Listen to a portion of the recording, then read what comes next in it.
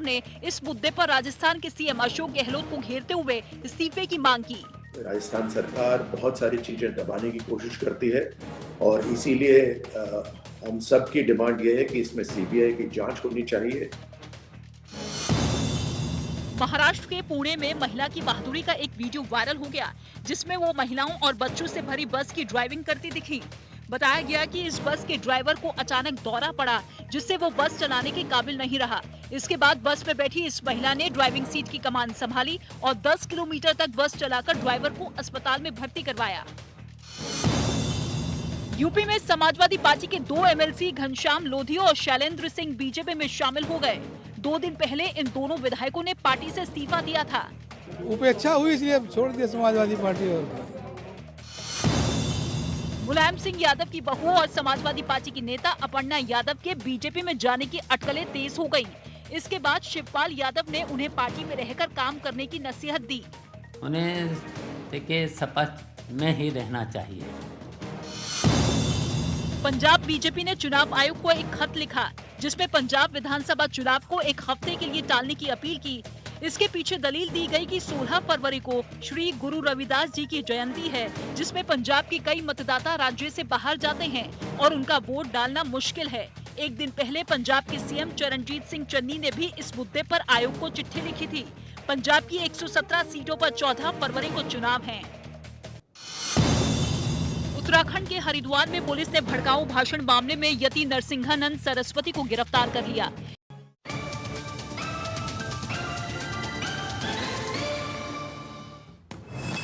आज ये लोग भाजपा को देख के वुमेन सिक्योरिटी की बात करते, जब इनकी सरकार थी तो इनके नेता कह दिया करते थे लड़के हैं, गलती हो जाती है।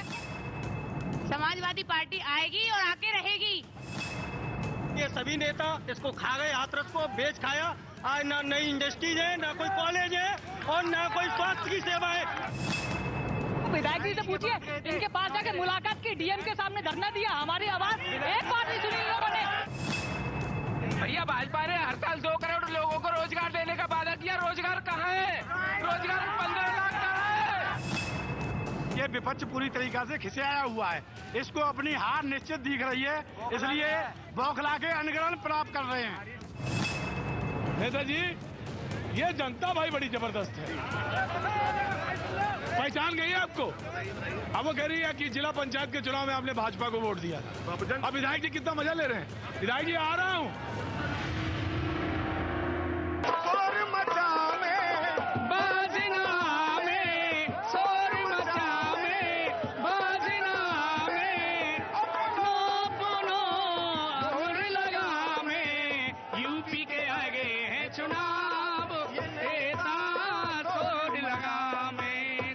क्या बात है पाजी, पूरे नक्शे में हिंदुस्तान के इस शहर को ढूंढेंगे जिसका नाम हाथरस है तो ये हींग की तरह ही नजर आएगा। पाजी, हाथरस की हींग पूरे देश में और विदेश में भी कहीं भी मशहूर है तो वो हाथरस की हींग ही है। छौंक लगता है पाजी, और उसकी खुशबू, आहा क्या रस है। नेता भी बड़े रसीले हैं, जनता तो कहना ही नहीं। बहुत ही पाजी, बहुत बहुत शुक्रिया, थैंक यू सो मच। आज के इस शो में हाथरस के सभी जितने भी लोग वहां पे मौजूद हैं, मैं सबका इस्तकबाल करता हूं, सबका स्वागत करता हूं, सबकी यहाँ पे जितने भी लोग यहाँ पे मौजूद हैं, थैंक यू सो मच, बहुत बहुत शुक्रिया जो आज यहाँ पे मौजूद हैं।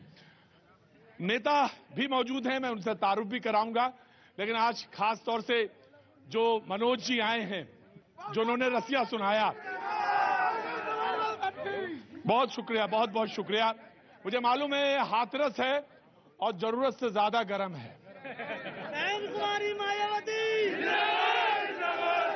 चलो सुनाई तो पड़ गया, हाथरस में सुनाई पड़ गया। बहुत अच्छा, बहुत बहुत शुक्रिया, बहुत बहुत शुक्रिया, thank you so much. Manoj ji, आपका भी बहुत बहुत शुक्रिया। जनाब, आपने तो वो सुनाया है, पूरे हाथरस में एक जमाना था जब हाथरस की नक्कारे और नगाड़े पूरे देश भर में जाने जाते थे। एक मिनट, लेकिन अब कितने बेसुरे लोग आ गए हैं कि इनको कोई सब लोग भूल गए। क्या नाम है आपका? रामकुमार। उतने ही बेसुरे हैं जितने सुरीले ये हैं, जितने सुरीले। कितने सुरीले, जरा सुनाइए जरा।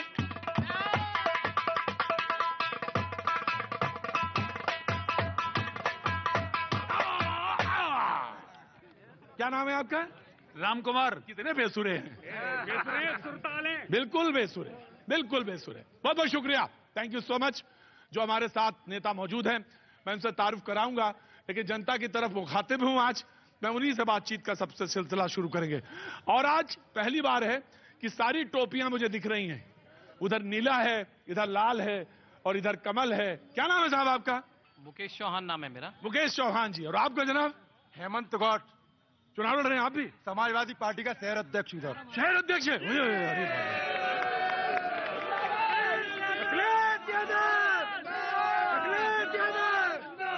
बैठिए, मौका लग जाए तो टिकट ले लेंगे आप भी। आपने भेजा है सिर्फ नेता को वहां पे, मौका लगेगा तो आप ही ले लेंगे टिकट। और जनाब आप भी चुनाव लड़ रहे हैं क्या? जी। है? चुनाव लड़ रहे हैं? टिकट मांग रहा हूँ मैं। हाँ जी, टिकट मांग रहा हूँ मैं। टिकट मांग रहे हैं? ये आपकी पार्टी में टिकट मिलना बड़ा मुश्किल होता है ना जी? हाँ जी जी। खड़े होइए जी, खड़े होइए, खड़े होइए। अच्छे कार्यकर्ता की सुनी जाती है। हाँ जी, अच्छे कार्यकर्ता की भाजपा में हमेशा सुनी जाती है। अच्छा अच्छा, क्या बात है। अरे हमने सोचा कि पटका नीला है, टोपी लाल है, कहीं ऐसा तो नहीं है? बसपा में भी समाजवादी बैठे हैं, क्या बात है। बाबूजी कैसे हैं आप? अरे साहब हम तो बहुत परेशान हैं। क्यों? यूँ परेशान है कि गाय बिजरा रात भर खाने पड़ते हैं। ये योगी मोदी घूम रहे हैं और हमें परेशान कर रहे हैं जी। भाई एक चीज बताऊं, ये ब्रज का बिल्कुल गेटवे है, यहीं से ब्रज शुरू होता है। तो बिल्कुल एकदम मुहाने में, ब्रज के एकदम मुहाने पे खड़े हैं। हाँ जी, क्या कह रहे थे आप? खड़े होइए। तो होनी चाहिए कम से कम। आखिर को ये डिबेट है हाँ। और पूछ रहे हैं तो सभ्यता के नाम पे गद्दार, ये क्या गद्दारगिरी कहना? अगर कहना है तो सामने आओ ना। अरे ये वो देश है, ये वो देश वीरों का है। भूल जाइए, अब समय आ गया है इनके। अब ये तड़फड़ा रहे हैं, जैसे जल में मछली तड़फड़ाती है, ऐसे ये विपक्षी तड़फड़ा रहा है। तड़फड़ा रहा है। जी जी जी जी जी। जब ये गद्दारी की बात करते हैं और आज तक यही गवर्नमेंट है जो वुमेन सिक्योरिटी पे बात कर पाई है, आज ये लोग भाजपा को देख के वुमेन सिक्योरिटी की बात करते हैं। जब इनकी सरकार थी तो इनके नेता कह दिया करते थे लड़के हैं, गलती हो जाती है। गजब गजब गजब। जी मैडम कैसी हैं आप? ठीक हूँ। ठीक हैं? हाँ जी। क्या नाम है? मोमिना खान नाम है मेरा। मोमिना खान जी, कुछ कहना चाहती हैं? समाजवादी से नगर अध्यक्ष हूँ, महिला समाज। अच्छा, नगर अध्यक्ष हो, सारे अध्यक्ष यहाँ बैठे हैं। राजा हल्का फुल्का प्रोग्राम नहीं है इसके मतलब। जी बोलिए। समाजवादी पार्टी आएगी और आके रहेगी। अच्छा, आगे रहेगी? जी। कैसे? इसमें समाजवादी पार्टी में हाँ। कोई अन्याय नहीं है, सबके लिए बराबरी देखा जाता है। ना मुस्लिम ना हिंदू, सबसे बराबर देखा जाता है। न हिंदू न मुस्लिम, सबके लिए बराबर देखा जाता है। भाजपा से हमारे साथ इस वक्त शरद माहेश्वरी साहब हमारे साथ मौजूद हैं। बहुत बहुत शुक्रिया शरद माहेश्वरी साहब, thank you so much. Samajwadi party से राम नारायण काके साहब हमारे साथ मौजूद हैं, पूर्व प्रत्याशी भी रहे यहाँ पे, बहुत बहुत शुक्रिया, thank you so much. BSP से संजीव काका साहब हमारे साथ मौजूद हैं, बहुत बहुत शुक्रिया, thank you so much. Congress से चंद्रगुप्त विक्रमादित्य साहब हमारे साथ मौजूद हैं, थैंक यू सो मच, बहुत बहुत शुक्रिया। राष्ट्रीय लोकदल से चंद्रेश जी हमारे साथ मौजूद है। भाजपा से विधायक जी आ गए हैं, तो एक ही जना रह सकता है, तो या तो ये और या तो आप। आए क्या बात है, थैंक यू सो मच विधायक जी, थैंक यू सो मच, बहुत बहुत शुक्रिया। और आजाद समाजवादी पार्टी से बंटी जी हैं, बहुत बहुत शुक्रिया। तो आपकी पार्टी है कौन सी? Azad Samaj party, Bhim army. Bhim army, हाँ। तो बाजी ये वही शहर है जिससे आप भली भांत परिचित हैं। इसमें कहीं कोई मुझे परिचय या भूमिका देने की जरूरत नहीं है। छोटा सा शहर है, लेकिन पूरे देश में पिछले वर्ष में चर्चा में रहा है। किन्हीं कारणों से, किन्हीं वजहों से आप सब जानते हैं। मैं डिबेट का आगाज कर रहा हूं, शुरुआत कर रहा हूं, लेकिन इतने धीमे तो मैंने कभी बात ही नहीं की जितनी आज। क्या कह रहा है आपका ये? बाजी बातचीत का सिलसिला शुरू करता हूं। हाँ जनाब, कहिए कैसे हैं? मैं बढ़िया हूँ। क्या बात कहना चाहते हैं? बात यह है कि आज चारों तरफ देखा जा रहा है कि त्राही त्राही मची हुई है। हर लोग, हर समाज और हर काम करने वाला मजदूर तक बहुत परेशान है, क्योंकि किसी को आजकल काम नहीं मिल पा रहा। बेरोजगार, युवा बेरोजगार, तो बेरोजगारी के मारे त्राई त्राई हो रही है। किसी को जो लोग कहते थे कि हम लोग सबको रोजगार देंगे, बेरोजगार, इन्होंने बेरोजगारी दे दी। ठीक है ना, इतना बड़ा मामला आने वाले समय बहुजन समाज पार्टी द्वारा नेतृत्व निभाएगी और सबको सम्मान और मतलब सबको विकास, शिक्षा सबको शिक्षा। जी जी जी जी जनाब जनाब जी जी मैं रामसार चौधरी, किसान। ये बीजेपी की सरकार ने हमको झूठ के अलावा कुछ नहीं दिया। झूठ के अलावा कुछ नहीं दिया? कुछ नहीं दिया। इन्होंने जो वादे किए सब झूठे किए और किसानों को दुगनी आय करने की बजाय चौथाई आय करके छोड़ दी। सही मायने में तो ये है कि कांग्रेस इस देश में दंगा फैलाना चाहती है। कांग्रेस दंगा फैलाना चाहती है? कुल दंगा फैलाना। जब प्रधानमंत्री जैसे आदमी को नहीं बख्शा, एक मिनट, जब प्रधानमंत्री जैसे व्यक्ति को नहीं बख्शा तो किसको बख्शेंगे? तो जनता कहाँ सुरक्षित है? ये देश में माहौल खराब करना चाहते हैं। ये केवल प्रोपेगेंडा करना जानते हैं और ये उस पद्धति के लोग हैं जिसे पटेल जी ने बैन लगाया था। ये एक झूठ को इतनी बार बोलते हैं जो जनता के सामने सच लगने लगे। ये नहीं बोलते कि पंजाब में 800 कुर्सियां भरी हुई थी। ये नहीं कहते कि जब 600 किसान बॉर्डर पर शहीद हो गए थे। सबका काम करना राजनीति में, हम लोग सब समाज की सेवा कर रहे हैं। किसी का किसी तरीके से काम करना है, किसी का किसी तरह से काम करना है। लेकिन मैं तो इतना जरूर कहूंगा कि देश के प्रधानमंत्री के साथ ऐसा व्यवहार किया जो देश में सब लोग देख रहे हैं। पूरे देश में मैसेज गया है कि इन लोगों ने कैसा करना चाहते हैं, देश में क्या फैलाना चाहते हैं। कुछ दिन पहले किसान आंदोलन जो हुआ था, सब वहीं के लोग थे। उसका क्या क्या मैसेज देना चाहते हैं इस देश को? अब बोलिए, अब जवाब दीजिए। देश के राजा प्रधानमंत्री है और देश में यदि कोई घटना घटती है तो उसके जिम्मेवार राजा हैं। मैं पूछना चाहता हूं कि जो 600 किसान बॉर्डर पर मरे उसका जिम्मेवार कौन है? क्या उनके लिए सुरक्षा नहीं चाहिए थी? क्या उनको जरूरत नहीं थी? तब कहां गए थे देश के प्रधानमंत्री जी? मैं आपसे एक बात पूछना चाहता हूं विक्रमादित्य जी, प्रधानमंत्री के काफिले के सामने अगर आंदोलनकारी आ जाएं तो उसको क्या कहेंगे आप? आपको ये पता होगा, आप पूरे देश में जाते हैं कि देश के प्रधानमंत्री जी की सुरक्षा के लिए पहला चक्र किसका होता है? एसपीजी का। एसपीजी से जनाब सुन लीजिए जी, एसपीजी के 20 मीटर पे आंदोलनकारी आ जाएं तो उसे क्या कहेंगे आप? राज्य सरकार का जो सुरक्षा है वो तीसरे चक्र पे होता है। प्रधानमंत्री जी हेलीकॉप्टर से आ रहे थे। प्रधानमंत्री जी हेलीकॉप्टर रोड पर उनका आना और 2 घंटे विलंब से आना और मीटिंग में 800 कुर्सियों पर केवल लोगों को पाना, ये केवल ये ड्रामा है। आप नहीं मानते तो आप मत मानिए। ठीक है, मैंने आपकी बात सुनी। जी जनाब, ये इनका पूरी तरह से प्री प्लान था। पहले से जिस प्रकार से इन्होंने पीलीभीत में किया, ये प्री प्लान था। ये भाजपा को जो प्रदेश में और देश में गवर्नमेंट चल रही है, जनता उसकी तरह, जनता जो है भलाई कर रही है। राइट में मैं आया। जी जी जी जी हाँ। इन्होंने अपने प्रधानमंत्री के साथ चूक नहीं की तो अब क्या चूक करेंगे? ये विश्वासघाती है, ये दंगाई है। ये आराम ना, किसी को दंगाई नहीं बोला जा सकता। वो अपनी बात कहने के लिए स्वतंत्र हैं। आप किसी को दंगाई मत बोलिए। जी जनाब खड़े होइए। ठीक है जी हाँ जी, कौन है? कभी ये हमारे हाथरस के बहुत फेमस, क्या नाम है? नितिन मिश्रा, डॉक्टर नितिन मिश्रा। अच्छा, जैसे हाथरस की रबड़ी मशहूर है वैसे ही है? वैसे ही ये मशहूर है। अच्छा जी, जनाब मैं आ रहा हूँ। हाँ, क्या जी? लिखित प्रोग्राम जाता है प्रधानमंत्री जी का, उस प्रोग्राम को अचानक से बदल दिया जाता है तो ये उनके कारण है। जो सुरक्षा एजेंसी है, ईमानदार देश की सुरक्षा एजेंसियां हैं, प्रदेश की पुलिस ईमानदार है, उसका आरोप लगाने का काम कर रही है भारतीय जनता पार्टी। विधायक जी से ये पूछिए, हाथरस में एक मिनट आ रहा हूँ।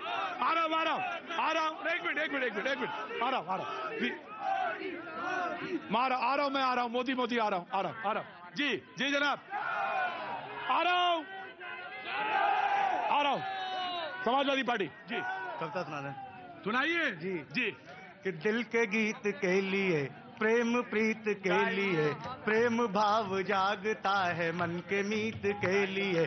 दुश्मनी को त्यागिए, अमन चैन लाइए, फिर भी ना सुकून हो तो थोड़ा मुस्कुराइए। फिर भी ना हो तो थोड़ा मुस्कुराइए। समाजवादी पार्टी के प्रवक्ता अपनी बात रखेंगे। हाथरस से। सबसे पहले आप लोगों का धन्यवाद देना चाहता हूं भैया जी कहन प्रतीक त्रिवेदी जी का, जो हाथरस में पधारे। बहुत बहुत शुक्रिया। आज प्रधानमंत्री जी के बारे में बात हो रही है, हम उनका सम्मान करते हैं, प्रधानमंत्री जी का, जो 90 किलोमीटर इतना लंबा रोड चल करके जो प्लेन से जाना। भाई एक मिनट आ रहा हूं जी। 90 किलोमीटर 100 किलोमीटर के दायरे में जो लंबे चल के आ रहे थे, ये ठीक नहीं है। प्रधानमंत्री का ये रोड जिस तरीके से आना है वो ठीक नहीं था। आज हम लोग सरकार में हम भी रहे, सरकार में आने वाले समय में हमारे उत्तर प्रदेश के भावी मुख्यमंत्री आदरणीय अखिलेश यादव भी आपके बीच में आने वाले हैं। मैं एक चीज जरूर कहना चाहूंगा, इस तरीके से प्रोपेगेंडा जो फैलाया जा रहा है वो ठीक नहीं है। ये इसको तूल न दे करके इस पर सही तरीके से जांच कराएं तो हम समझें ये देश की सरकार पूरी तरह से बिल्कुल बर्बाद करना चाहती है। जांच होनी चाहिए और पूरी तरह जांच होनी चाहिए। जी मैं आया। हाँ जनाब। आज से पहले जो 40 साल पहले जो हाथरस था वो आज नहीं है, क्योंकि इंडस्ट्री थी हाथरस में। कानपुर के बाद में दूसरा स्थान आता था हाथरस का, लेकिन ये सभी नेता इसको खा गए, हाथरस को बेच खाया। आज ना नई इंडस्ट्रीज है, ना कोई कॉलेज है और ना कोई स्वास्थ्य की सेवा है। यहाँ केवल 4 गोलियां मिलती हैं अस्पताल में, करना हो जाता है तो रेफर कर देते हैं। अस्पताल भी यहाँ का जिला जो सेंटर है वो रेफर सेंटर है, यहाँ कोई इलाज नहीं है, कुछ भी नहीं है। 40 साल पहले जो इतिहास था हाथरस का, इंडस्ट्री थी, तमाम रुई के कारखाने थे, बिजली मिल था जिसमें 10,000 लेबर काम करती थी। आज कुछ नहीं है। आज भी हाथरस का युवा जो है वो पलायन के लिए मजबूर है। हाथरस में अभी तक यूनिवर्सिटी नहीं है, हाथरस में रोजगार नहीं है, कॉलेज की व्यवस्था सही नहीं। इस कॉलेज में जाकर देखिए पंखे नहीं है। SC हॉस्टल यहाँ पे था वो तुड़वा दिया। विधायक जी से पूछिए, इनके पास जाकर मुलाकात की, डीएम के सामने धरना दिया, हमारी आवाज एक बात नहीं सुनी इन लोगों ने। ये बात करते हैं सबका साथ सबका विकास की। चुनाव के बाद आज तक विधायक जी को नहीं देखा, आज आए वही। जनाबे अली, बहुजन समाज पार्टी को देता हूं मौका। जी। भारतीय जनता पार्टी ने गरीब लोगों के लिए क्या किया है ये सभी लोग जानते हैं। किसानों के लिए क्या किया है। अच्छा एक बात बताइए, क्या हुआ? पहले वोट देके गए भाजपा को जिला पंचायत में, जो बोलने का है भाजपा के खिलाफ, सब तो पहले वोट देके गए भाजपा को। जय बोलने का है भाजपा को है, भाजपा को जिला पंचायत में सबसे पहले में वोट किया।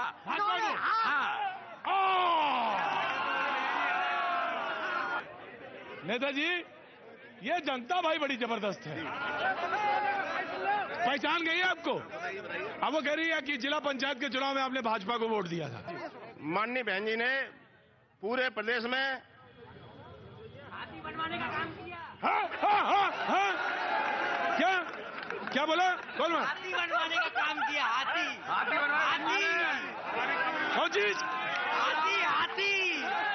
जी। मैं एक चीज पूछना चाहता हूं माननीय विधायक जी से। हमारे यहाँ भूल गड़ी घटना हुई, सबसे बड़ी घटना थी हाथरस में। आप तक को भी घुसने नहीं दिया गया था। तमाम लोगों के खिलाफ FIR दर्ज कराई है भारतीय जनता पार्टी की सरकार ने। उसके परिवार को इस तरीके से कैद करा दिया, किसी से बात नहीं करने दी जाती है, वहां किसी से मिलने तक नहीं दिया जाता है। भारतीय जनता पार्टी ने जिला पंचायत से लेके और MLC के चुनाव से लेकर के और तुम्हारे BDC के चुनाव से लेकर के महिलाओं का चीरहरण किया। क्या सुरक्षा है देश में? क्या प्रदेश में क्या व्यवस्था है इनकी? जी मैं ये पूछना चाहता हूं। राइट। अब आराम से जवाब सुनिएगा और मुझे जवाब लेने दीजिएगा चुपचाप। मैडम नीचे हाथ रखिए। जी जनाब। भूलगड़ी कांड हुआ था, हाथरस रेप कांड हाथरस में हुआ था जी। लोगों ने डिमांड की, बाहर के पत्रकार लोग भी आए थे कि इसकी निष्पक्ष जांच होनी चाहिए। CBI ने एक मिनट सुन लो यार, अब ये सुन लेना। जब ये सुनने नहीं दे रहे इस तरह से आवाज देकर किसी की आवाज को दबाया नहीं जा सकता। सत्यता को कहा ले जाएंगे। एक मिनट चाचा, ऐसे नहीं। हाँ ऑफकोर्स सत्यता छुपाई नहीं जा सकती है। इन्होंने मांग की CBI की, CBI ने जांच की, उसमें चार्जशीट लगा दी और दोषियों को सजा मिलेगी, उसमें कोई बख्शा नहीं जाएगा। हमारे यहाँ कोई बख्शा नहीं जाता। जी। भूलगड़ी प्रकरण में ये जो लोग बात कर रहे हैं, वहाँ भाई चंद्रशेखर आजाद ने सरकार के खिलाफ बहुत बड़ा आंदोलन किया। शासनी से छोड़ करके पूरे रोड को तोड़ करके, बेड़ियां तोड़ करके भूलगड़ी पहुंचे और सरकार की नाक में से बाल पकड़ के खींचा और चंद्रशेखर आजाद ने FIR कराने का काम किया, उस बेटी को न्याय दिलाने का काम किया। लेकिन मैं पूछना चाहता हूं मुख्यमंत्री योगी आदित्यनाथ जी से कि इन्होंने वादा किया था कि उस बेटी को मकान देंगे, उस बेटी को नोएडा में शिफ्ट करेंगे। नोएडा में शिफ्ट करने का काम क्यों नहीं किया? उसको मकान देने का काम क्यों नहीं किया? मैं आता हूँ जी। नमस्ते, क्या नाम है आपका? दुर्गेश नंदनी। दुर्गेश नंदनी, महिलाओं पे सवाल पूछना चाहती हैं, महिलाओं पे बात कहना चाहती हैं। तमाम सारे देश ने हाथरस वाली बात को देखा, तमाम बहस है, उधर मुद्दा गर्म है जी। आपने देखा होगा भाजपा सरकार में महिला को लेकर इतनी सुरक्षा है जितने की इससे पहले किसी भी सरकार में नहीं थी। महिला के लिए जो कि पहले लड़के चौराहे पर खड़े होते थे, अब लड़के चौराहे पर खड़े नहीं होते हैं, और जैसे खड़े होते हैं ऐसे पुलिस प्रशासन आगे उन्हें तुरंत बंद करते हैं, तुरंत कार्रवाई होती है। इसीलिए महिला सुरक्षित है भाजपा सरकार में जी। मैम, महिलाओं को रोजगार मिला है जब से बीजेपी गवर्नमेंट बनी है। घर जी मैं आया। हाँ बाजी। साथियों, जिन मुद्दों पर बीजेपी ने अपनी सरकार बनाई थी, जनता से जो वादे किए थे, मैं जानना चाहता हूं कि क्या वो वादे पूरे हुए हैं? काले धन की बात करी थी, क्या विदेशों में इतना काला धन है कि हम उसको वापस ले आएंगे तो प्रत्येक व्यक्ति का जो कर्ज है पूरा हो जाएगा, खत्म हो जाएगा। क्या वो वादा पूरा हुआ? बात करी थी रोजगार की। आज हमारे देश में कितने बेरोजगार घूम रहे हैं, कितनी बेरोजगारी है। बात करी थी महंगाई की, क्या हम महंगाई को खत्म करेंगे? आज महंगाई चरम पर है जी। पूछूंगा पहले, चुपचाप आराम से। चाचा ठीक है आप? एक मिनट चुपचाप ना, बैठो पहले। चाचा आप खड़े रहिए, कैसे हैं आप? ठीक हैं, सब बढ़िया, ऊपर वाले की मेहरबानी। एक मिनट, बहुत उतावलापन ठीक नहीं है। हाँ बोलो भैया मेरा सवाल है। दो में से तय कर लो किसको पूछना है। हाँ सर, मेरा सवाल भाजपा से है। ये कहते हैं, इन्होंने एक नारा दिया था, बेटी बचाओ बेटी पढ़ाओ। जब प्रियंका तड़वी का हैदराबाद में गैंगरेप होता है, तब ये एबीवीपी वाले, आरएसएस वाले पुतले फूकते हैं, और जब मनीषा का बलात्कार हुआ तो इनके मुंह से चूने ही निकली। आज आपका हाथरस नगरी में स्वागत है। बहुत बहुत स्वागत है मैम। क्या नाम है आपका? मीना गुप्ता, एडवोकेट। मीना गुप्ता जी। मीना गुप्ता जी जी। उपाध्यक्ष जिला, मीना गुप्ता जी क्रांतिकारी, जरा संभाल के जी। उपाध्यक्ष जिला कांग्रेस कमेटी हाथरस। स्वागत है मैम आपका, बहुत बहुत स्वागत है। पहली बात, अभी एक प्रश्न उठा कि भूलगढ़ी का प्रश्न हमारे जिला अध्यक्ष कांग्रेस ने सबसे पहले उठाया, और प्रसंग जो भी उसमें हुआ वो कांग्रेस का इतना सहयोग था कि उस लड़की को न्याय मिलने तक हम पहुंचा सके कि उसको आगे जाके न्याय मिल जाए। तो अब वो जो मुद्दा आपने उठाया, तो अब उसका भुलाने का टाइम आ गया।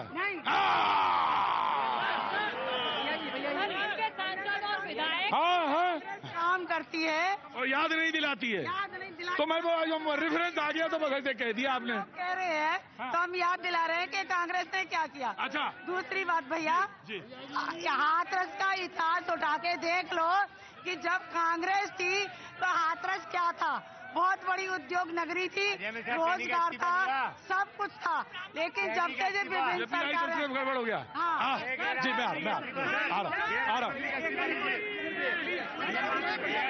भैया जी, मैं ये कह रहा हूँ आपसे, एनसीआरबी के आंकड़े हैं, उत्तर प्रदेश दलित उत्पीड़न में, महिला उत्पीड़न में, भ्रष्टाचार में नंबर 1 हो गया है उत्तर प्रदेश। और जहां तक भूलगढ़ी की घटना की बात है, भूलगढ़ी की घटना में हमारे राष्ट्रीय लोकदल के अध्यक्ष माननीय जयंत चौधरी जी को इस सरकार ने लाठियों से पीटने का काम किया, और इस सरकार को इस हाथरस की, न सिर्फ हाथरस की जनता बल्कि पूरे उत्तर प्रदेश की जनता और पूरे उत्तर प्रदेश का किसान और मजदूर इस सरकार को उखाड़ के फेंकने का काम करेगा आने वाले। जी भाजपा, ये एक प्री प्लान्ड मामला था इनका। ये देश का माहौल खराब करना चाहते थे, देश का माहौल खराब करना चाहते हैं। ये बिल्कुल सही है। और सुनो, और इसी के कारण सीबीआई करा के निष्पक्ष कार्रवाई। एक बेटी को न्याय दिलाने के लिए ये प्लान बताते हैं। प्लान, एक बेटी को न्याय दिलाने के लिए यदि आप उसे प्री प्लान कहते हैं, तो आपकी मानसिकता और आपकी पार्टी की मानसिकता सोचने के लिए विवश होना पड़ेगा। कम से कम मैं कह सकता हूँ 100 करोड़ से ज्यादा पैसा बाहर से आएगा, माहौल खराब करिए। इनके पास कोई मुद्दा नहीं था, इसी मुद्दे को लेकर चले गए। भाजपा लीपा पोती करना चाहती थी, इसके अलावा कुछ नहीं। लेकिन जब देखा कि जनता सड़कों पे आ गई है और सभी राजनीतिक पार्टियां सड़कों पे आ गई है, फिर भारतीय जनता पार्टी को मजबूरी में सीबीआई की जांच बिठानी पड़ी। इनको झुकना पड़ा है बुरी तरह से किसानों के मैटर पे। यह सरकार पूरी तरह से फेल हो चुकी है। आखिर मंत्री को जेल कब भेजोगे?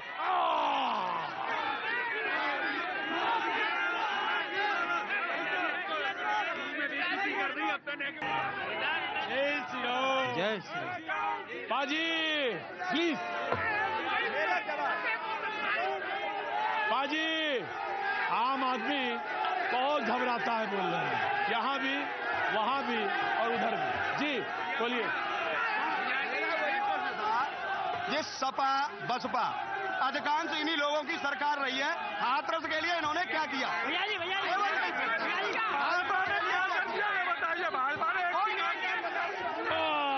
पाजी चलो। मैं सपा के मुखिया अखिलेश यादव जी को एक सुझाव देना चाहूंगा यहाँ से। सुझाव? हाँ, कुछ नहीं। क्या नाम है आपका? मेरा नाम योगेश परमार है। योगेश परमार जी, क्या उम्र है आपकी? मेरी उम्र है 38 वर्ष। 38 वर्ष? जी साहब। और सलाह दे रहे हैं आप अखिलेश जी को? अखिलेश जी को? हाँ जी। अच्छा, कुछ नहीं होगा 22 में, अब देखो 27 में। कुछ नहीं होगा 22 में, अब देखो 27 में। जय श्री राम। क्यों नहीं होगा 22 में? नहीं होगा 22 में, देखो 27 में।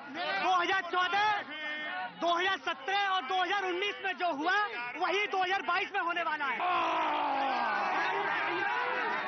उसने कहा कुछ नहीं होगा 22 में, अब देखो 27 में। बाबा चिलम ढूंढ रहे हैं। बाबा की चिलम खो गई है। जी एक ने पूछा, सुनो मेरी बात सुन लो। ये जितने भी यहाँ हैं, ये बैक दरवाजे पीछे के दरवाजे से सब भाजपा के वो हैं, और ये आगे चल के भाजपा से सहयोग लेते हैं। ये मैंने खुद अपनी आंखों से मेरे दरवाजे पे देखा है। ये सब बेकार की बात है। ये सब ने बता दिया कि चोट और मौसेरे भाई और सब भाजपा के आगे पीछे थे। उत्तर प्रदेश के अंदर भारतीय जनता पार्टी की सरकार ने जब प्रदेश में कोई घटना हुई तो इस देश के गरीबों पर, दलितों पर, पिछड़ों पर बुलडोजर चलाने का काम किया जा रहे हैं। ये सारा क्लियर है। एक मिनट को कुछ दिख रहा तो कम करो, उसको कम करो, उसको कम। आज सत्यता ये पूरा देश त्रस्त है, प्रदेश त्रस्त है, और आने वाले समय में प्रियंका दीदी का नारा लड़की हूँ, लड़ सकती हूँ।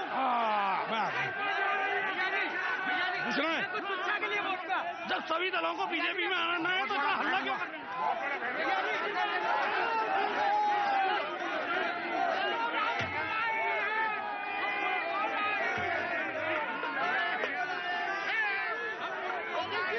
सर जी नमस्ते, कैसे हैं आप? बहुत बहुत बढ़िया, बहुत सुंदर। सर आपके माध्यम से ओपीएस की मांग करते हैं हम, आपके चैनल के माध्यम से। टीचर्स की एक समस्या है। पाजी ये हटो पहले। Doctor Manoj Sharma, chemistry lecturer, Bagla inter college.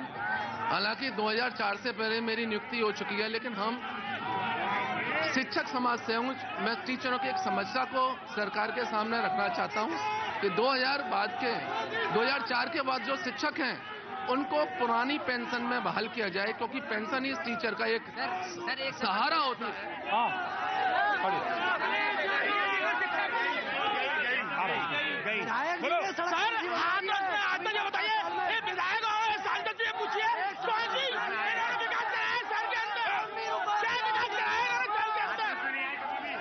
मैं आपके माध्यम से माननीय योगी जी से कहना चाहता हूँ, मैं आपके माध्यम से योगी जी से कहना चाहता हूं, और मैं मौजूदा सरकार से कहना चाहता हूं, इनके विधायकों से कहना चाहता हूं, उत्तर प्रदेश संभालना आपके बस की बात नहीं है। वो क्यों बस की बात नहीं है? उत्तर प्रदेश में आपके द्वारा आज तक तहसीलदार, लेखपाल तक योगी जी आपकी बात नहीं मानते। योगी जी आपकी बात एक लेखपाल नहीं मानता। उत्तर प्रदेश क्या आप संभाल पाएंगे? मैं भी भाजपा का रहा हूं और भाजपा को जिताया, भाजपा का वोट दिया है, लेकिन आज तक किसी भाजपा वाले ने एक लेखपाल तक को कवर नहीं कर सकते। ये एक लेखपाल तक को जवाब दे विधायक जी। देखो हम किसान हैं, इतने परेशान है इस बीजेपी से, बहुत आगे अंदर आओ, अंदर आओ। नमस्ते, कैसे? एक मिनट,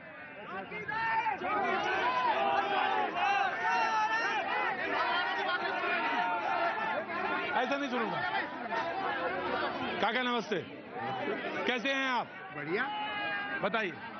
जब बीजेपी सरकार आई क्या, जब से इतना परेशान है किसान तो कि रात भर खेतन पर डोलते, बूलगड़ी काटने में हम गए तो हम पर लठ पर भाई सिंपैथी के लिए गए, हम और जयंत भैया गए वहां देखने के लिए, तो हम पर लौट ही पड़ी, हमारी तमाम पीठ सोचे रही मार मार लट्टर के मारे। इतनी बुरी सरकार है, झूठ बोलती है और जाते तो कैसी निजात मिले जब फांस कटे। चुपचाप एक मिनट, ऐसा नहीं।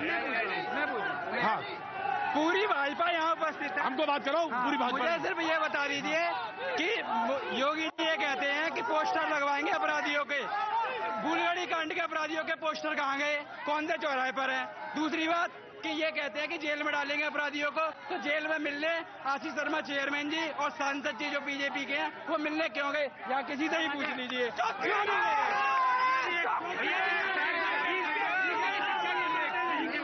तुमसे पूछ चुके हैं, तुमसे पूछ चुके हैं। मैं कहना चाहता हूँ आज हमारी हाथरस की हिंग उद्योग नगरी बंद होने जा रही है क्योंकि कच्चा माल नहीं आ रहा है अफगानिस्तान से।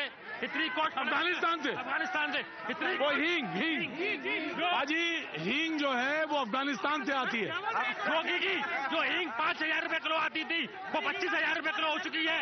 आज के कगार पर हिंग उद्योग नगरी बंद होने जा रही है। कितना आदमी बेरोजगार होगा हमारी हिंग उद्योग नगरी से? कम 25,000 आदमी काम करता है हिंग फैक्ट्रियों में हाथरस में, जिसकी की कगार पर बंद की कगार पर है हिंग।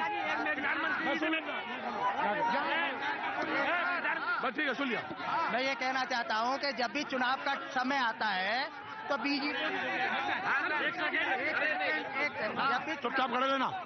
जब भी चुनाव का समय आता है तो बीजेपी को ये झूठे वादे योजनाएं क्यों याद आती हैं? मेरी एक बात भैया, एक मिनट सुन लूंगा बेटा। खड़े हो जी।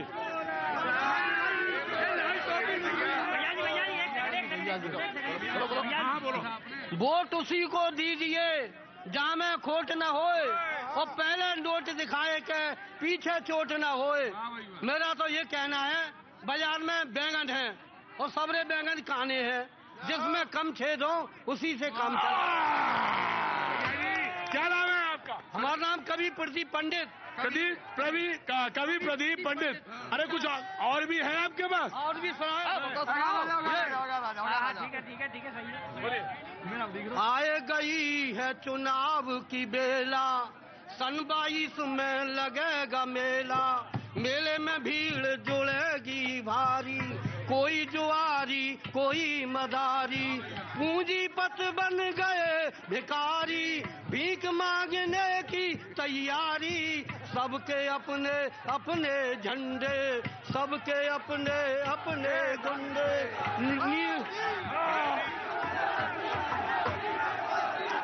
साहब मेरी लड़की कुछ तमन्ना गढ़ी से 8-9 तारीख को घर से लापता हो गई साहब। मैंने बहुत कोशिश करी है पुलिस के पास, मैं एसओ साहब के पास भी गया था, मंत्री उनके पास भी गया था, आशीष शर्मा के पास, विधायक जी के पास गया था, सबके पास गया था साहब। मेरी लड़की को 1.5 महीना हो गया साहब, अभी कोई खबर नहीं है। पुलिस ये कहती है ढूंढ रहे हैं, लेकिन अभी तो कोई खबर नहीं हुई है। विधायक जी आपके पास आए थे? ये आए थे आपके पास, इनकी लड़की गायब हो गई? हाँ, लड़की किसके हमारे पास नहीं आया, गलत बात है, बिल्कुल कोई नहीं आया और हमेशा मदद करते हैं हमें। ये बेकार फालतू बातें बना रहे हैं। ये बहन जी की सरकार में सभी को न्याय, सभी को सम्मान मिलता था, महिलाएं सुरक्षित थी, और आज आपने देखा है सिर्फ भारतीय जनता पार्टी ने बड़े बड़े पूंजीपतियों का विकास किया है, गरीब जनता का कोई विकास नहीं किया।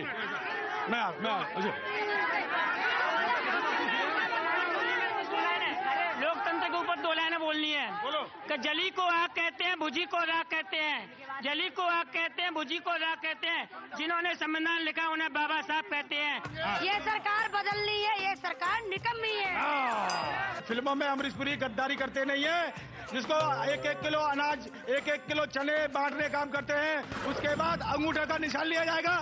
पीने का पानी नहीं दिया इन्होंने हाथरस में। उत्तर प्रदेश की जनता आने वाले चुनाव में इनको उखाड़ के फेंक देगी। ये आपस में जो दूसरी पार्टियां लड़ने का काम कर रही हैं, लड़ने का काम कर रही हैं। मेरे फूट गए हैं भाग और बीजेपी आई जादन ते मेरे फूट गए हैं भाग। जितना भी विकास हुआ है सारा बीजेपी में हुआ है।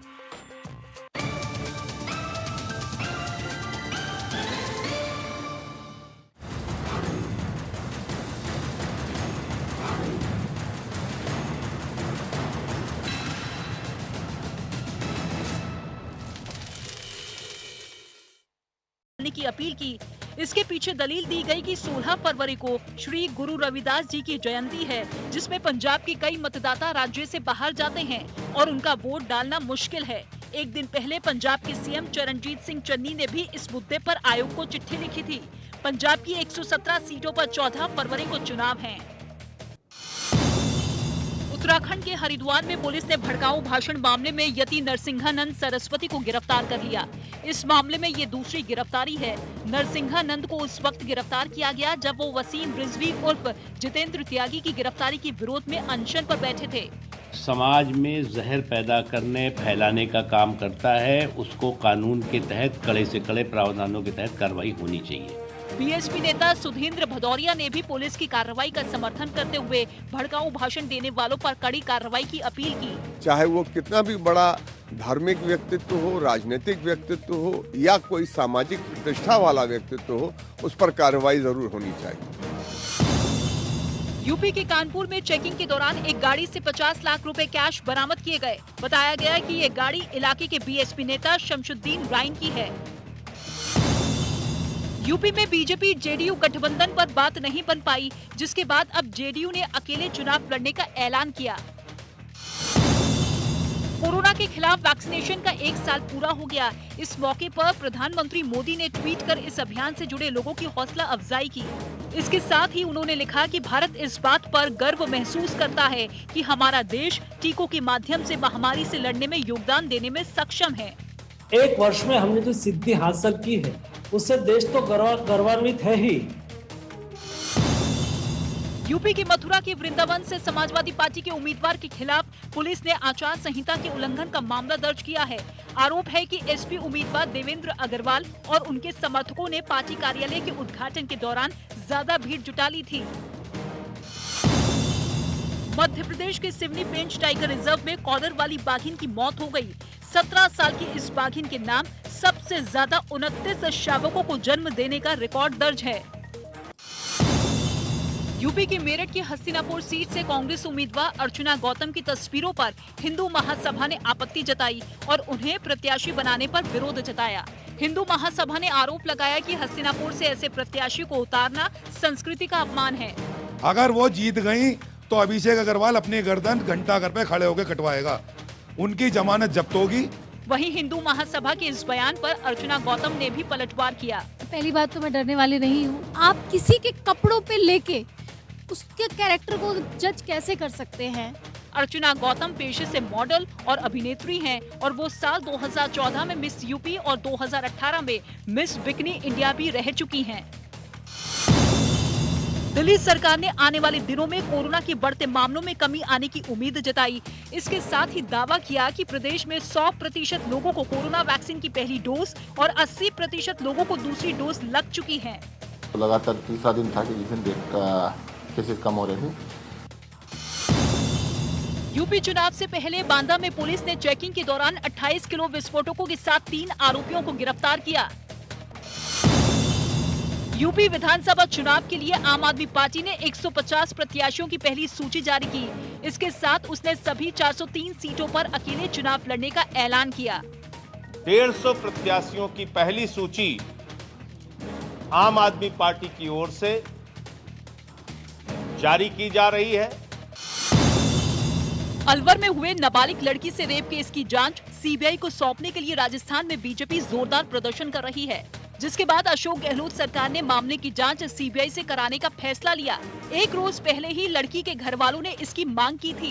एक तरफ मुख्यमंत्री कहते हैं कि सीबीआई जांच के लिए तैयार है, दूसरी तरफ पुलिस इसी मामले के अंदर परिजनों को मीडिया से बात करने से रोक रही है। हालांकि बीजेपी ने इसे दबाव में लिया फैसला बताया और कहा कि कांग्रेस को महिलाओं के सम्मान से कोई फर्क नहीं पड़ता।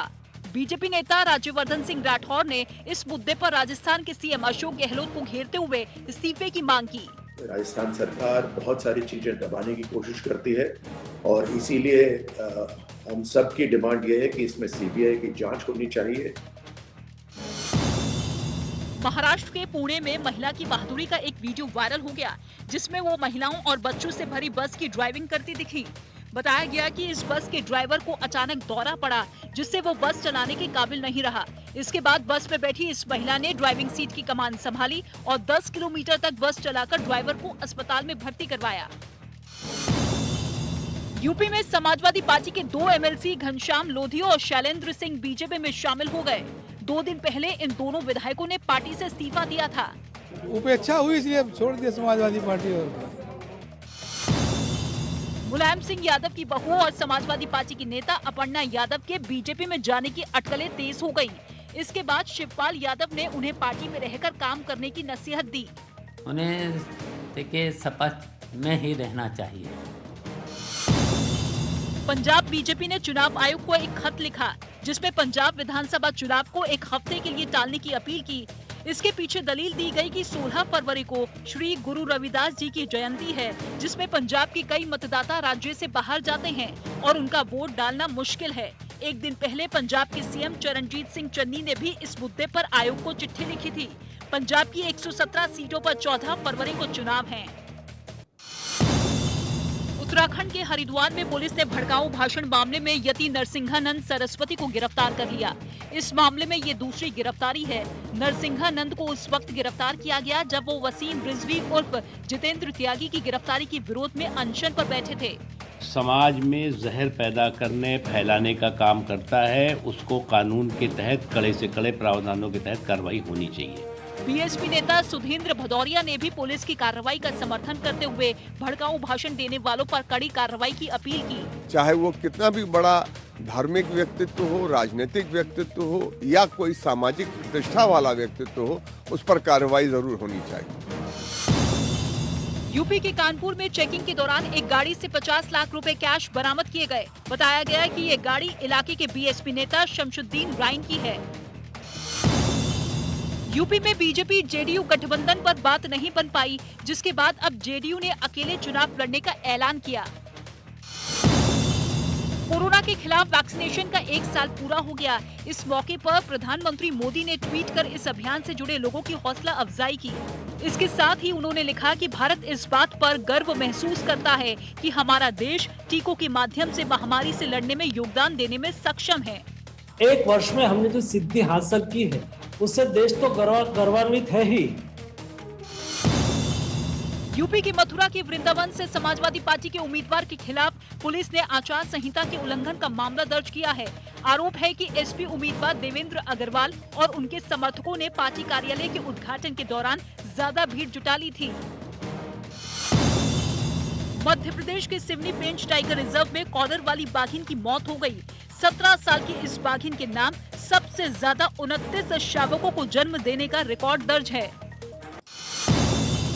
यूपी के मेरठ की हस्तिनापुर सीट से कांग्रेस उम्मीदवार अर्चना गौतम की तस्वीरों पर हिंदू महासभा ने आपत्ति जताई और उन्हें प्रत्याशी बनाने पर विरोध जताया। हिंदू महासभा ने आरोप लगाया कि हस्तिनापुर से ऐसे प्रत्याशी को उतारना संस्कृति का अपमान है। अगर वो जीत गई तो अभिषेक अग्रवाल अपनी गर्दन घंटाघर पे खड़े होकर कटवाएगा, उनकी जमानत जब्त होगी।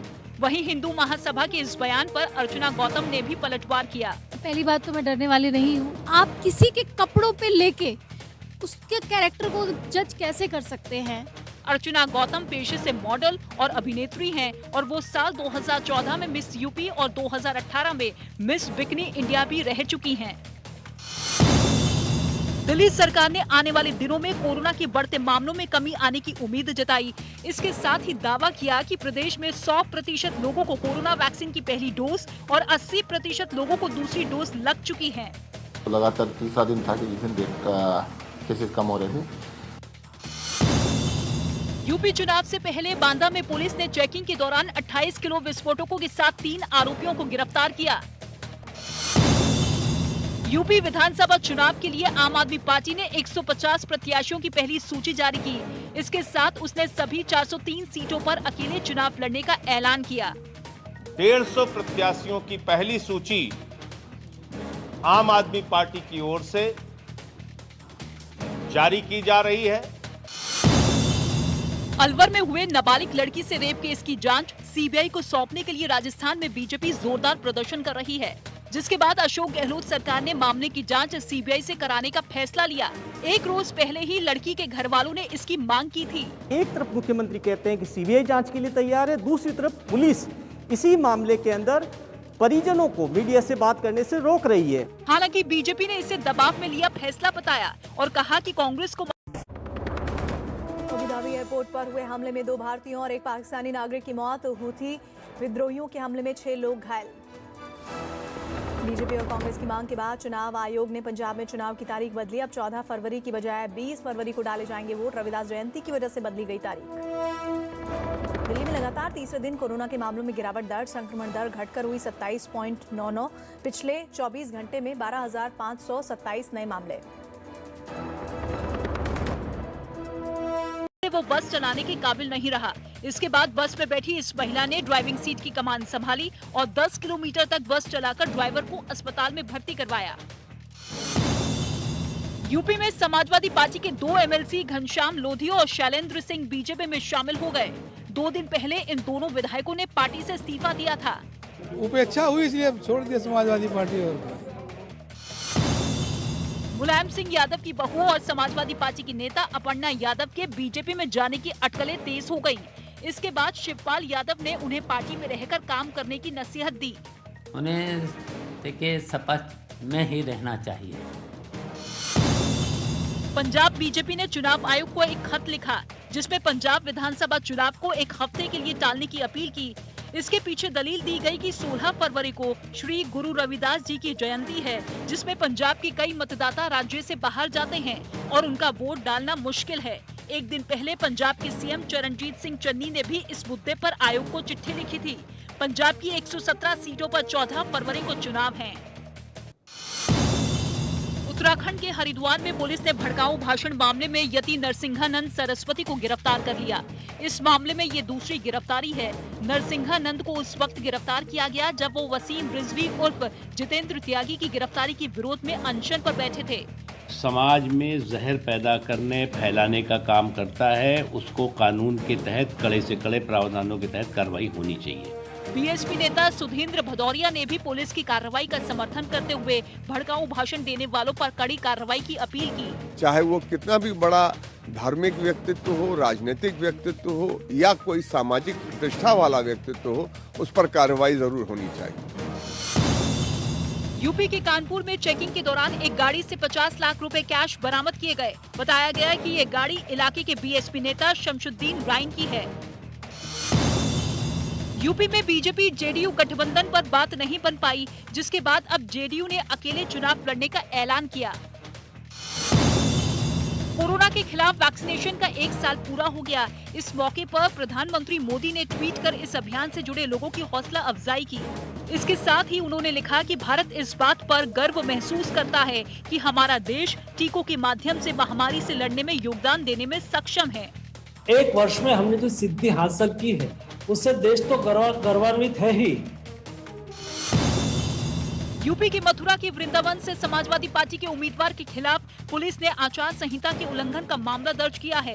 आरोप है कि एसपी उम्मीदवार देवेंद्र अग्रवाल और उनके समर्थकों ने पार्टी कार्यालय के उद्घाटन के दौरान ज्यादा भीड़ जुटा ली थी।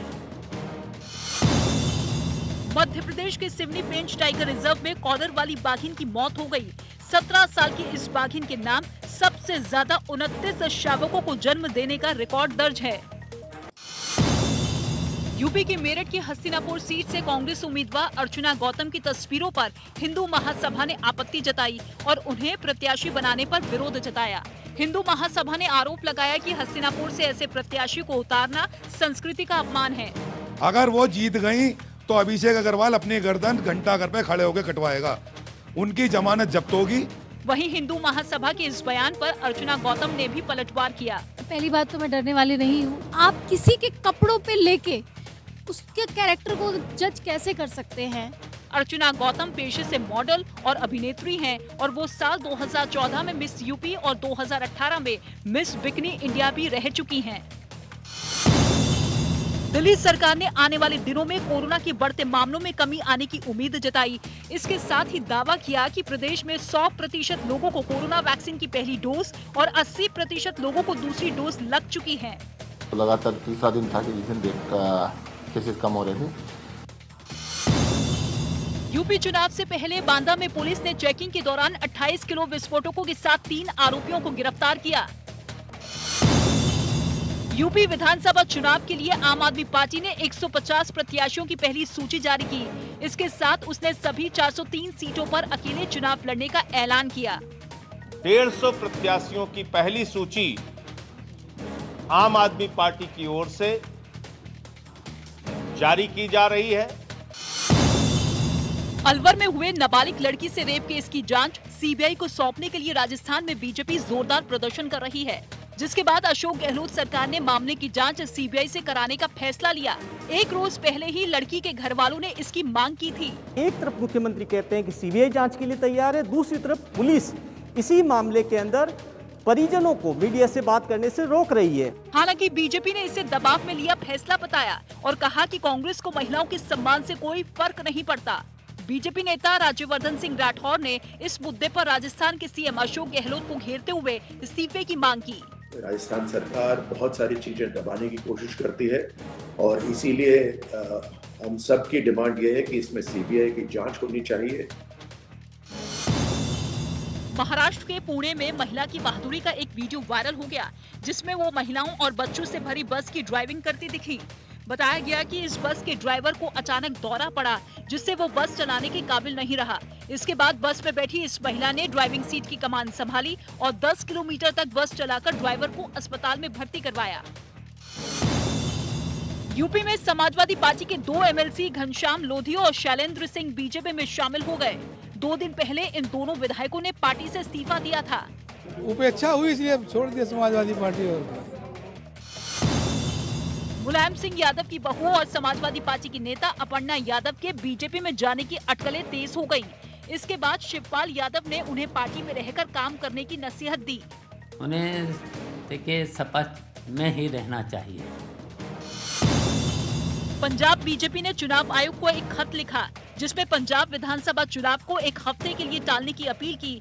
इसके पीछे दलील दी गई कि 16 फरवरी को श्री गुरु रविदास जी की जयंती है, जिसमें पंजाब के कई मतदाता राज्य से बाहर जाते हैं और उनका वोट डालना मुश्किल है। एक दिन पहले पंजाब के सीएम चरणजीत सिंह चन्नी ने भी इस मुद्दे पर आयोग को चिट्ठी लिखी थी। पंजाब की 117 सीटों पर 14 फरवरी को चुनाव है। उत्तराखंड के हरिद्वार में पुलिस ने भड़काऊ भाषण मामले में यति नरसिंहानंद सरस्वती को गिरफ्तार कर लिया। इस मामले में ये दूसरी गिरफ्तारी है। नरसिंहानंद को उस वक्त गिरफ्तार किया गया जब वो वसीम रिजवी उर्फ जितेंद्र त्यागी की गिरफ्तारी के विरोध में अनशन पर बैठे थे। समाज में जहर पैदा करने फैलाने का काम करता है, उसको कानून के तहत कड़े से कड़े प्रावधानों के तहत कार्रवाई होनी चाहिए। बीएसपी नेता सुधींद्र भदौरिया ने भी पुलिस की कार्रवाई का समर्थन करते हुए भड़काऊ भाषण देने वालों पर कड़ी कार्रवाई की अपील की। चाहे वो कितना भी बड़ा धार्मिक व्यक्तित्व हो, राजनीतिक व्यक्तित्व हो या कोई सामाजिक प्रतिष्ठा वाला व्यक्तित्व हो, उस पर कार्रवाई जरूर होनी चाहिए। यूपी के कानपुर में चेकिंग के दौरान एक गाड़ी से 50 लाख रुपए कैश बरामद किए गए। बताया गया कि ये गाड़ी इलाके के बीएसपी नेता शमशुद्दीन राइन की है। यूपी में बीजेपी जेडीयू गठबंधन पर बात नहीं बन पाई, जिसके बाद अब जेडीयू ने अकेले चुनाव लड़ने का ऐलान किया। कोरोना के खिलाफ वैक्सीनेशन का 1 साल पूरा हो गया। इस मौके पर प्रधानमंत्री मोदी ने ट्वीट कर इस अभियान से जुड़े लोगों की हौसला अफजाई की। इसके साथ ही उन्होंने लिखा कि भारत इस बात पर गर्व महसूस करता है कि हमारा देश टीकों के माध्यम से महामारी से लड़ने में योगदान देने में सक्षम है। 1 वर्ष में हमने जो सिद्धि हासिल की है, उससे देश तो गौरवान्वित है ही। यूपी की मथुरा के वृंदावन से समाजवादी पार्टी के उम्मीदवार के खिलाफ पुलिस ने आचार संहिता के उल्लंघन का मामला दर्ज किया है। आरोप है कि एसपी उम्मीदवार देवेंद्र अग्रवाल और उनके समर्थकों ने पार्टी कार्यालय के उद्घाटन के दौरान ज्यादा भीड़ जुटा ली थी। मध्य प्रदेश के सिवनी पेंच टाइगर रिजर्व में कॉलर वाली बाघिन की मौत हो गई। 17 साल की इस बाघिन के नाम सबसे ज्यादा 29 शावकों को जन्म देने का रिकॉर्ड दर्ज है। यूपी के मेरठ की हस्तिनापुर सीट से कांग्रेस उम्मीदवार अर्चना गौतम की तस्वीरों पर हिंदू महासभा ने आपत्ति जताई और उन्हें प्रत्याशी बना। अबू धाबी एयरपोर्ट पर हुए हमले में 2 भारतीयों और 1 पाकिस्तानी नागरिक की मौत हुई थी। विद्रोहियों के हमले में 6 लोग घायल। प्रधानमंत्री मोदी आज दावोस में वर्ल्ड इकोनॉमिक फोरम की बैठक में शामिल होंगे। वीडियो कॉन्फ्रेंसिंग के जरिए पीएम दुनिया के बदलते हालात पर रखेंगे अपने विचार। यूपी के तीसरे और चौथे चरण के उम्मीदवारों के लिए दिल्ली के बीजेपी में अहम बैठक। सीएम योगी भी बैठक में हुए शामिल। उत्तराखंड सरकार और बीजेपी से निकाले जाने पर छल के हरक सिंह रावत के आंसू न्यूज 18 से बातचीत में बोले, अब की बार उत्तराखंड में कांग्रेस की सरकार बननी तय। किसानों को खुश करने में जुटे अखिलेश यादव अन्य संकल्प लेते हुए यूपी में सरकार बनने पर सभी फसलों पर एमएसपी लागू करने का किया वादा। साथ ही किसान आंदोलन में जान गंवाने वाले किसानों को 25 लाख रुपए मुआवजे का भी ऐलान किया।